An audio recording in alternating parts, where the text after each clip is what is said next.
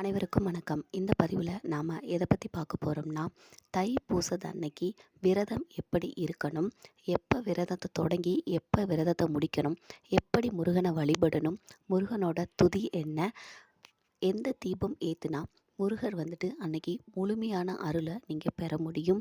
இப்படி எல்லாத்த பற்றியுமே இந்த வீடியோவில் பார்க்கலாம். வாங்க நம்ம வீடியோக்குள்ளே போகலாம். நீங்கள் நம்ம சேனலுக்கு புதுசாக இருந்தீங்கன்னா நம்ம சேனலை சப்ஸ்கிரைப் பண்ணிக்கோங்க. எல்லா கடவுளுமே நீங்கள் கேட்கக்கூடியதை நிறைவேற்றக்கூடியவங்க தாங்க. ஆனால் அதிலும் ரொம்ப எளிமையான வேண்டுதல்களையே உங்களை நீங்கள் கேட்குற எல்லாத்தையுமே தரக்கூடியவராக இருக்கக்கூடியவர் தாங்க முருகப்பெருமான். முருகப்பெருமான் பக்தர்கள் உருகி மனமுருகி நீங்கள் எதை கேட்டாலும் ஓடி வந்து செய்யக்கூடியவருங்க. முருகரை எப்பொழுதுமே நம்ம செவ்வாய்க்கிழமை வழிபடுறது தாங்க சிறப்பு. அதிலும் இந்த தடவை தைப்பூசமான முருகருக்கு உகந்த தைப்பூசம் ஆனது செவ்வாய்க்கிழமையே வர்றது ரொம்ப ரொம்ப சிறப்பு வாய்ந்ததாக அமைஞ்சிருக்குங்க. பௌர்ணமியும் பூச நட்சத்திரமும் சேர்றதை தாங்க தைப்பூசம் சொல்லுவோம்.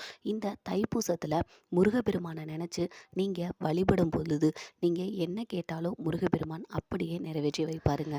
பூச நட்சத்திரமும் பௌர்ணமியும் சேர்ந்தது தாங்க தைப்பூசம். அப்படிப்பட்ட பூச நட்சத்திரம் 10ஆம் தேதி மாலை 7:13க்கு தொடங்கி அடுத்த நாள் 11ஆம் தேதி 7:30க்கு முடிவடையுதுங்க. ஆனால் பௌர்ணமி எப்போ தொடங்குதுன்னா 11ஆம் தேதி மாலை 7:50க்கு தொடங்குதுங்க. அப்போ பூச நட்சத்திரமும் பௌர்ணமியும் சேர்ந்த தைப்பூசம் நமக்கு தொடங்குறதுன்னு பார்த்தோம்னா 11ஆம் தேதி மாலை 7:50க்கு மேலே தாங்க ரெண்டும் இணைஞ்சு வருது. நீங்கள் விரதம் இருக்கிற ஆட்கள் 11ஆம் தேதி முழுமையாக நீங்கள் விரதத்தை கடைபிடிக்கலாங்க. எந்த ஒரு சாப்பாடும் சாப்பிடாம நீங்கள் தண்ணி நீர் ஆகாரம் எதுனாலும் குடிச்சிக்கலாம். தண்ணி, பால், ஜூஸ் இப்படி எதுனாலும் குடிச்சிட்டு நீங்கள் சாயந்தரம் போல் நீங்கள் விரதத்தை முடிக்கணுங்க. முடிச்சுட்டு முருகருக்கு வழிபாடுகள் எல்லாமே செஞ்சுட்டு நீங்கள் உங்களோட விரதத்தை முடிச்சுக்கிடலாங்க. இல்லை நாங்கள் விரதம் இருக்காமல் வேண்டுதல் வைக்கிறோம், விரதம் கண்டிப்பாக இருக்கணுமான்னு கேட்டிங்கன்னா அப்படி கிடையாதுங்க.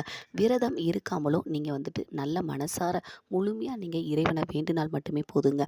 தாய்மார்கள், இந்த பால் கொடுக்குற தாய்மார்களாக இருக்கட்டும், இல்லை மாசமாக இருக்கிறவங்க, உடம்புக்கு முடியாதவங்க, இவங்கெல்லாம் தயவு செஞ்சு விரதத்தை மேற்கொள்ளாதீங்க. ஏன்னா விரதம் இல்லாமலும் நீங்கள் மனமுருகி முருகர் பெருமானை வழிபடும் பொழுது நீங்கள் என்ன கேட்டாலும் கெடுக்கக்கூடிய எளிமையான கடவுள் தாங்க முருகப்பெருமான். 11ஆம் தேதி காலையில் உங்களோட விரதத்தை தொடங்குங்க. விரதத்தை தொடங்கிட்டு அன்னைக்கு சாயந்தரமாக உங்களோட விரதத்தை முடிக்கிற மாதிரி பாருங்கள். சிலர் 2 பௌர்ணமியும் பூச நட்சத்திரமும் ஒன்றா இருக்கும் பொழுது தான் நாங்கள் வழிபாடு செய்வோம்னு சிலர் சொல்லுவாங்க. அப்படி இருக்கிறவங்க மாலை 7:50க்கு மேலே 11ஆம் தேதி உங்களோட விரதத்தை முடிக்கிறத பார்த்துக்கோங்க. அதே மாதிரி வழிபாடுகளும் அப்போ செய்யுங்க. அன்னைக்கு உங்களோட முருகர் ஃபோட்டோ, உங்கள் பூஜை அறையில் முருகர் ஃபோட்டோ வச்சுருந்தாலும் சரி, சிலை வச்சுருந்தாலும் சரி, அதுக்கு தூப ஆராதனை காட்டி நீங்கள் பத்தி சூடம் பொருத்தி நீங்கள் உங்களோட இஷ்ட தெய்வங்களை வழிபடுங்க. அதுக்கு முன்னாடி உங்கள் வீட்டில் வெத்தலை தீபம் முருகரோட ஃபோட்டோக்கு முன்னாடி நீங்கள் ஏற்றுறது ரொம்ப ரொம்ப விசேஷங்க. நீங்கள் கீழே ஒரு வெற்றிலையை வச்சு மண் சுட்டியில் நெய்யினாலும் சரி, இல்லை எண்ணெய்னாலும் சரி, உங்களுக்கு எது கிடைக்குமோ அதை வச்சு நீங்கள் விளக்கு திரி நீங்கள் தீபம் ஏற்றும் பொழுது முருகர் நீங்கள் என்ன கேட்டாலும் அதை அப்படியே உங்களுக்கு செய்வாருங்க. வெற்றிலை தீபம்னாலே வெற்றியை தரக்கூடிய தீபங்க. அதனால் வெற்றிலை தீபமும் ஏற்றி வேல் இருந்துச்சுன்னா வேலில் அபிஷேகம் பண்ணுங்கள். முருகரோட சிலை வச்சுருந்தீங்கனாலும் முருகர் சிலைக்கு அபிஷேகம் பண்ணுங்கள். அபிஷேகம் பண்ணிவிட்டு, இல்லை மேம் எங்ககிட்ட ஃபோட்டோ தான் இருக்குதுன்னு சொல்கிறவங்க ஃபோட்டோக்கு சிவப்பு பூ அணிவிங்க. ஏன்னா செவ்வாய்க்கிழமை முருகருக்கு சிவப்பு பூ அணிவிக்கிறது ரொம்ப ரொம்ப விசேஷமானதுங்க. செவ்வாய் கிரகத்தோட பிடிச்ச நிறம் சிவப்புங்க. அதனால் நீங்கள் சிவப்பு நிற மாலையாக இருக்கட்டும், இல்லை பூக்களை முருகருக்கு நீங்கள் அணிவிக்கிறது ரொம்ப ரொம்ப விசேஷங்க. வெற்றிலை தீபம் மறக்காமல் ஏற்றுங்க. வெற்றிலை தீபம் ஏற்றுறது மூலமாக நீங்கள் என்ன கேட்டாலும் அதை முருகர் அப்படியே நிறைவேற்றி வைப்பாருங்க. நீங்கள் வழிபாடு செய்யும் பொழுது முடிஞ்ச வரைக்கும் உங்கள் வீட்டில் ஒரு மொபைல்லையோ இல்லை டிவிலேயோ இல்லை எதுலேயோ இல்லை உங்கள் வாயாலேயோ கந்த சஷ்டி கவசம் பாடுறது ரொம்ப ரொம்ப நல்லதுங்க.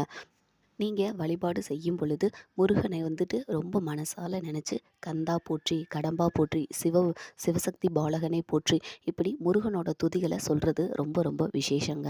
நீங்கள் விரதத்தை முடிக்கிறதுக்கு முன்னாடி உங்களுக்கு காகத்துக்கு படையல் வச்சிடுங்க.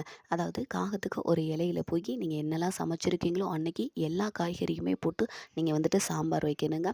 சாம்பார் வச்சு முருகருக்கு ஏதாவது ஒரு நெய்வேத்தியம் பண்ணுங்கள். ஏதாவது சர்க்கரை பொங்கலோ இல்லை உங்களால் என்ன முடியுமோ அப்படி ஒரு நெய்வேத்தியம் பண்ணி அதையும் காகத்துக்கு வச்சு உங்களோட மொட்டை மாடியிலையோ இல்லை வெளியிலையோ நீங்க காகத்த அழைச்சு நீங்க வச்சு காகம் எடுத்ததுக்கு அப்புறமா நீங்க சாப்பிடுங்க.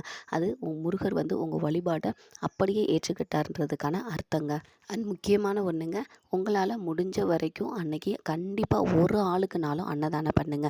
ஏதோ ஒரு தயிர் சாதமோ, புளி சாதமோ, ஏதோ ஒரு சாதமோ, இல்ல வீட்ல நீங்க சமைச்ச சாம்பார் சோதோ ஏதாவது ஒண்ண 2 பேர கூப்பிட்டு நீங்க சாப்பாடு போடுறது மூலமாவும், சாப்பாடு குடுக்குறது மூலமாவும் உங்களுக்கு நீங்க நெனச்ச எல்லாத்தையுமே அது குடுப்பாருங்க.